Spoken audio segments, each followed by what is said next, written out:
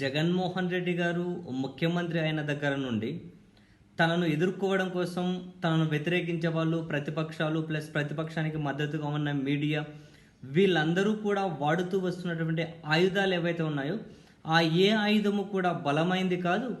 And ప్రతి ఆయుధము కూడా జస్ట్ పేలిపోతుంది, అంటే పనికి రాకుండా తేలిపోతూ వస్తూ ఉంది ఇప్పటి వరకు. అదే విషయమే అంటే స్థానిక సంస్థల ఎన్నికల్లో అయినా తిరుపతి ఉప ఎన్నికలైనా బయటపడుతూ వస్తుంది. మరీ ముఖ్యంగా ప్రతిపక్షం అనేవాళ్ళు 2019తో పోలిస్తే ఇంకా దిగజారుతూ వస్తూ ఉన్నారు. ఈ క్రమంలో ఇప్పుడు జగన్మోహన్ రెడ్డి గారిని ఎదుర్కోవడం కోసం వాడుతున్నటువంటి ఇప్పుడు బయటకు వస్తున్నటువంటి ఒక వెపన్ ఏదైతే ఉందో ఇది కొంచెం బలమైన వెపన్ లాగే కనిపిస్తూ ఉంది. మరి ఈ వెపన్ను ఎలా తిప్పికొడతారో జగన్మోహన్ రెడ్డి గారి నాయకత్వంలోని ప్రభుత్వం అనేది చాలా ఆసక్తికరంగా గమనించాల్సిన విషయమే. అండ్ మోరోవర్ చాలా కీలకమైన వెపన్ కూడా. ఇప్పటికే ఆంధ్రప్రదేశ్ ప్రభుత్వం అనేది అదేదో కొంపలు మునిగిపోతాయన్నట్టు అధికారంలోకి వచ్చినప్పుడే అన్ని పథకాలు కూడా ఒకేసారి ప్రారంభించేశారు. అటువైపు ఖజానాలో 100 కోట్లు అప్పటికి కనిపిస్తూ ఉన్నా తన అధికారంలోకి వచ్చినప్పుడు కొంచెం టైంగానే తీసుకోకుండా మీద మీద అన్ని సంక్షేమ పథకాల పేరుతో అన్ని పంచుడు పథకాలు ప్రారంభించేశారు. 2 సంవత్సరాలు తిరిగేసరికి అప్పులుగానే విచలవిడిగా దొరకని పరిస్థితి. అప్పుల మీద కేంద్రం అనేది రిస్ట్రిక్షన్స్ పెడుతూ ఉంది.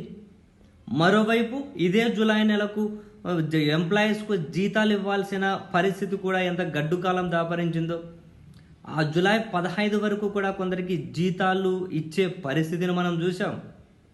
అండ్ ఆగస్టు 1 నుంచి ఇంకా జీతాలు మళ్ళీ ఇవ్వాలి కాబట్టి రాష్ట్ర ఆర్థిక శాఖ మంత్రి గారు ప్లస్ ఆర్థిక శాఖ ముఖ్య కార్యదర్శి మరికొందరు అధికారులు కూడా ఢిల్లీలోనే మకాం వేసి ఉన్నారు. అన్ని వైపుల నుండి కూడా ఆంధ్రప్రదేశ్ ప్రభుత్వం చేసే అప్పుల మీద రిస్ట్రిక్షన్స్ పెట్టే విధంగా ఒత్తిడిలు ఉన్నాయి. మరో విధంగా కేంద్రం కూడా అదే పని చేస్తుంది. తద్వారా ఆంధ్రప్రదేశ్లోని జగన్మోహన్ రెడ్డి గారి ప్రభుత్వాన్ని ఇబ్బందులోకి నెట్టే ప్రయత్నం అయితే చాలా స్పష్టంగా కనిపిస్తూ ఉంది. వాళ్ళు నెట్టే ప్రయత్నం అండ్ ఆంధ్రప్రదేశ్ ప్రభుత్వం కూడా ఇబ్బందుల్లో ఒకానొక సందర్భంలో వీళ్ళే కావాలని కోరి ఆ ఇబ్బందుల్లో పడ్డారేమో అనిపిస్తుంది. వాళ్ళు చేస్తున్నటువంటి కొన్ని ఈ డబ్బులు పంచే ఆ పథకాల పేరుతో డబ్బులు పంచుతున్న కొన్నింటిని కనుక గమనిస్తే ఆంధ్రప్రదేశ్ ఆర్థిక పరిస్థితిని చూసుకొని నిదానంగా చేయకుండా ఇప్పటికిప్పుడు ఉన్న వాటిని కంటిన్యూ చేసుకుంటూ ఉద్యోగస్తులకు టైంకు జీతాలు ఇవ్వాలి అంటేనే ఒక కష్టమైన పరిస్థితి. ఇటువంటి పరిస్థితుల్లో ఇంకేమైనా కనుక కొత్త కోరికలు తీర్చాలి, ఇంకేమైనా కొత్తవి ప్రవేశపెట్టి ఇంప్లిమెంట్ చేయాలి అంటే ఇంకా తల ప్రాణం తోకకొస్తుంది. ఇటువంటి పరిస్థితుల మధ్య ఇవన్నిటినీ కనుక క్యాలిక్యులేట్ చేసుకుంటూ అటు ప్రతిపక్షాలు అదే సమయంలోనే వాళ్ళకు అనుకూలంగా ఉన్నటువంటి కొన్ని ఉద్యోగ సంఘాలు కొందరు ఉద్యోగులు and at the same time ఉద్యోగుల్లో కూడా ఇప్పటికే వ్యతిరేకత ఉంది కాబట్టి ఈ వ్యతిరేకతనంతటినీ ఒక ప్లాట్ఫామ్ మీదకు తీసుకొని వచ్చి ఆ ఉద్యోగస్తుల వ్యతిరేకత ఆధారంగా జగన్మోహన్ రెడ్డి గారిని ఎదుర్కొనే ఒక ప్రయత్నం చాలా స్పష్టంగా అయితే జరుగుతూ ఉంది. ఇది ఉద్యోగస్తుల వ్యతిరేకత స్పష్టంగా. సో ఈ ఉద్యోగస్తుల వ్యతిరేకత అనే వెపన్ అనేది చాలా బలమైన వెపన్. అందరూ కూడా ఈ నిరసనల బాటే పట్టే ప్రయత్నం అయితే మన కళ్ళ ముందే కనిపిస్తూ ఉంది. ఏపీఎస్ఆర్టీసీ ఉద్యోగులకు సంబంధించి ఈరోజు విజయవాడలో నేషనల్ మజ్దూర్ యూనియన్ సహా మరికొన్ని సంఘాలు విజయవాడలో సమావేశమవుతున్నాయి.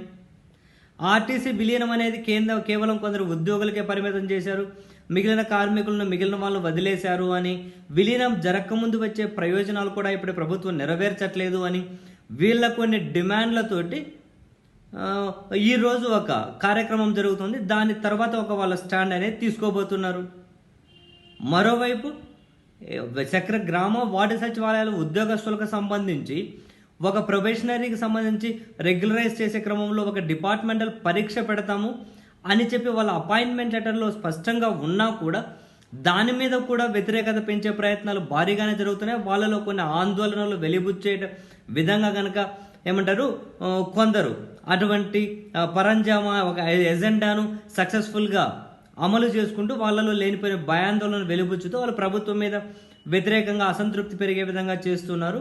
దీని మీదనే సజ్జల రామకృష్ణారెడ్డి గారు కూడా తాజాగానే మాట్లాడుతూ ఎందుకు దీన్ని ఇలా గందరగోళం చేస్తున్నారో అర్థం కావట్లేదు, ఇంతకు ముందు వాళ్ళ అపాయింట్మెంట్ లెటర్లోనే ఉంది కదా అని చెప్పి ఆయన బోరున ఇవన్నీ కనుక మాట్లాడే పరిస్థితి వాపోయారు ఒక విధంగా. ఇది వీళ్ళది. మరోవైపు ఇప్పుడు నిన్న మొన్నటి నుంచి చూస్తున్నాం, ఈ విఆర్ఏలుగా ఉండబడిన వీళ్ళు మా జీతం 21,000 రూపాయలకు పెంచాలి అని చెప్పి ఆ రోజు ర్యాలీలు ఆందోళనలు చేస్తున్నారు.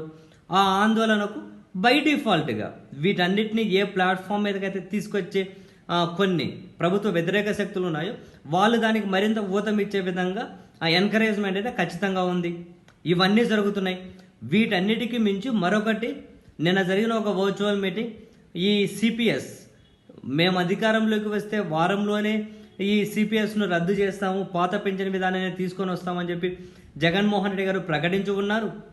దాని పేరు మీద ఏపీ సిపిఎస్ ఎంప్లాయీస్ అసోసియేషన్ పేరుతోటి సంఘాలు ఏర్పాటు చేసుకొని వాళ్ళు నిన్న ఒక వర్చువల్ సమావేశం అనేది ఏర్పాటు చేశారు, కండక్ట్ చేసుకున్నారు. అందులో కొన్ని కీలక నిర్ణయాలు తీసుకున్నారు. అందులో తీసుకున్న వాళ్ళ నిర్ణయాలు ఏంటి? వచ్చే ఆగస్టు 1వ తేదీ నుంచి 7వ తేదీ వరకు ఈ సిపిఎస్ను తీసేయాలి అనే దానికి సంబంధించి ఒక నిరసన వారోత్సవం అనేది జరపబోతున్నారట. ఆగస్టు 8వ తేదీ క్విట్ సిపిఎస్ పేరుతోటి అందరి ఎమ్మెల్యేలకు వినతి పత్రాలు సమర్పించబోతున్నారు. క్విట్ సిపిఎస్ అని ఆగస్టు 8వ తేదీ వీళ్ళు కార్యక్రమాన్ని చేపట్టడం ఏదైతే ఉందో ఇది కొంచెం వ్యూహాత్మకంగానే ఉంది. ఎందుకంటే 1942 ఆగస్టు 8వ తేదీ అప్పుడు క్విట్ ఇండియా అని చెప్పి గాంధీ గారు కాల్ ఫార్ చేశారు. సో అదే ఆగస్టు 8నే వీళ్ళు క్విట్ సిపిఎస్ అని కాల్ ఫార్ చేసి తద్వారా ఏం మెసేజ్ ఇవ్వబోతున్నారో మనకు తెలుసు. ఒకవేళ సిపిఎస్ను తీసేయకపోతే క్విట్ జగన్ అని ఇండైరెక్ట్గా వీళ్ళు మెసేజ్ ఇచ్చే ప్రయత్నం. ఇంకా ఆగస్టు 15వ తేదీ అన్ని సోషల్ మీడియా వేదికల మీద ప్రభుత్వ పెద్దల అందరినీ కనుక ట్యాగ్ చేసుకుంటూ వీళ్ళ నిరసన వ్యక్తపరచడం. సెప్టెంబర్ 16 నుండి 21వ తేదీ వరకు ఆగస్టు 16 నుండి 21వ తేదీ వరకు లంచ్ వేళల్లో విరామ సమయాల్లో నిరసన చేపట్టడం ఎక్కడికెక్కడ పనిచేసే దగ్గర. ఆ తర్వాత సెప్టెంబర్ 1వ తేదీ వీళ్ళు ఒక అన్ని కలెక్టరేట్ల ఎదుట ఆందోళన చేయబోతున్నారు. దానికి పెడుతున్న పేరు ఏంటి అంటే ఏమంటారు, నయవంచన. సిపిఎస్ మీద మాట ఇవ్వడం, నయవంచన, అది మోసం జరగడం, దీదంతా కనుక ఎక్స్పోజ్ చేసుకుంటూ వాళ్ళ ఆందోళన కార్యక్రమాలకు పిలిపియబోతున్నారు. సో ఇదంతా ఉద్యోగ సంఘాల వ్యతిరేకత. మరి వాటి వైపు వీళ్ళు గ్రామ వార్డు సచివాలయాలకు సంబంధించి వాళ్ళ దగ్గర నుంచి ఇటు ఏపీఎస్ఆర్టీసీ అటు విఆర్ఏలుగా ఉండబడిన వీళ్ళు మరోవైపు ఉద్యోగస్తులు కూడా వాళ్ళు డిఏలు పిఆర్సీలు అవి పెండింగ్లే ఉన్నాయి, జీతమే టైంకి ఇవ్వకపోతే వీటి గురించి ఇంకేం మాట్లాడతామన్నది వీళ్ళది మరోవైపు.